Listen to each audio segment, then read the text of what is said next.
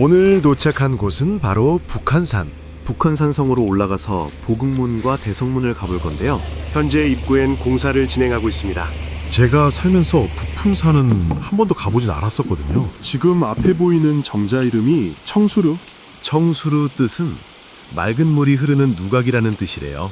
현재 보이는 장면에서 가장 왼쪽에 써 있는 글이 청수동 천선유처라는 건데 뜻이 맑은 물이 흐르는 신선이 논이는 곳이라는 뜻입니다. 일단 보군문을 먼저 찍고 대성문으로 가겠습니다. 국립공원이라 길이 잘 되어 있을 줄 알았는데 험하더라고요.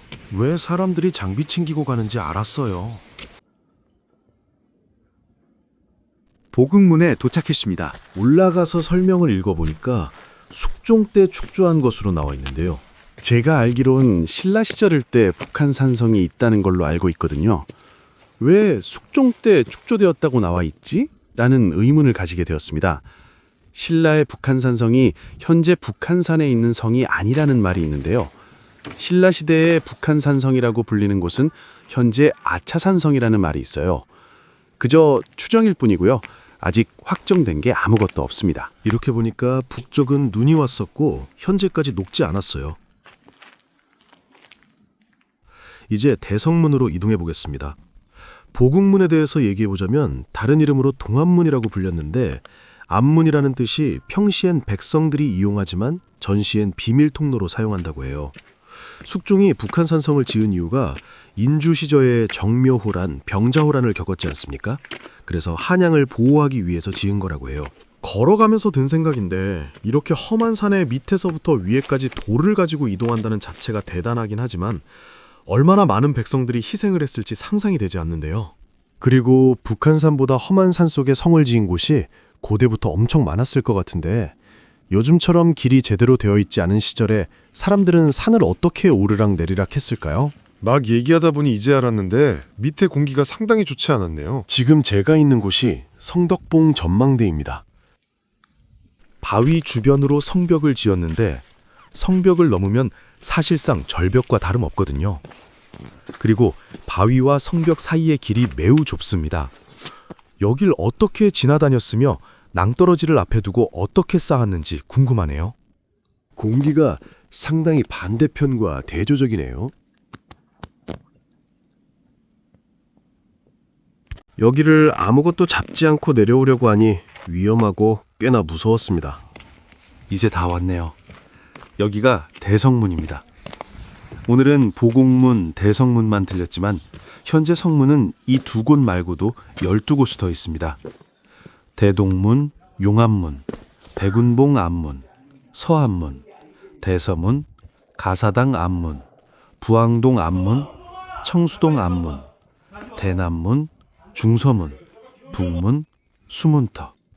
그리고 대성문은 1992년에 복원되었다고 합니다.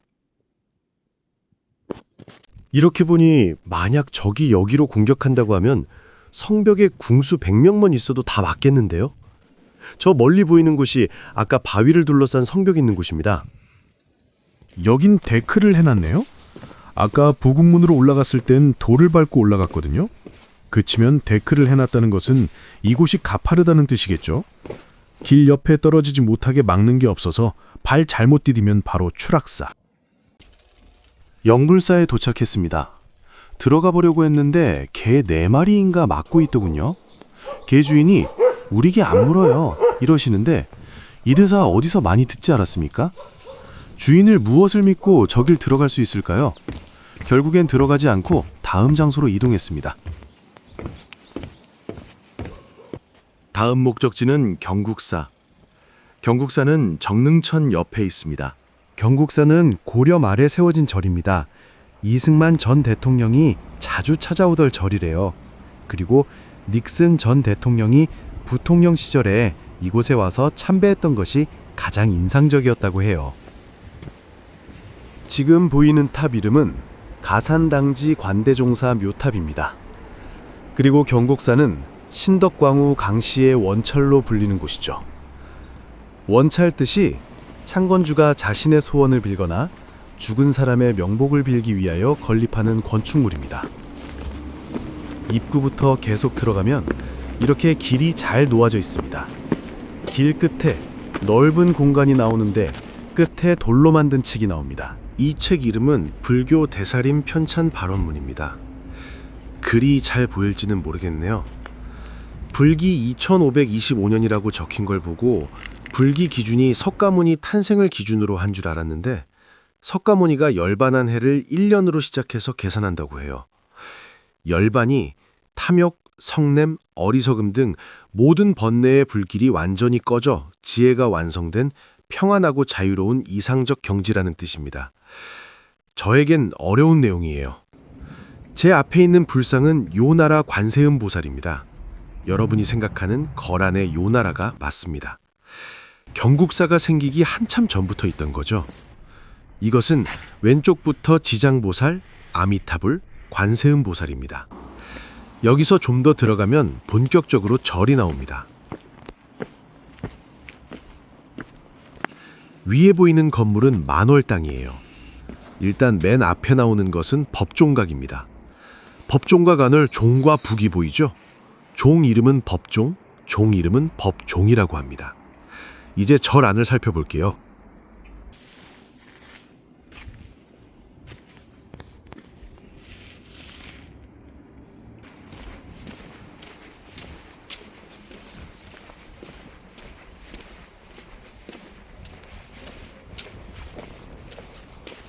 모든 건물 기둥에 글씨를 적어 놓았어요. 앞에 보이는 건물은 동루관이에요. 스님들이 거주하는 건물입니다. 이건 금강 반야대입니다.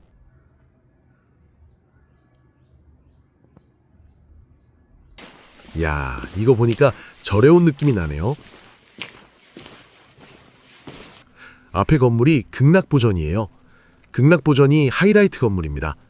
원찰의 중심 법당이죠. 극락보전 왼쪽 건물은 명부전입니다. 밑에 건물들은 문이 닫혀 있어 들어가지 않았습니다. 앞에 보이는 글은 무량수각입니다. 화가 김정희가 쓴 거죠. 사실 아시는 분은 아시겠지만 김정희는 실학자이자 화가이자 역사학자이기도 합니다. 명부전에서 올라가면 영산전이 나옵니다. 가운데 불상 3개는 석가 삼존불이고 뒤에 그림은 석가모니 후불탱입니다.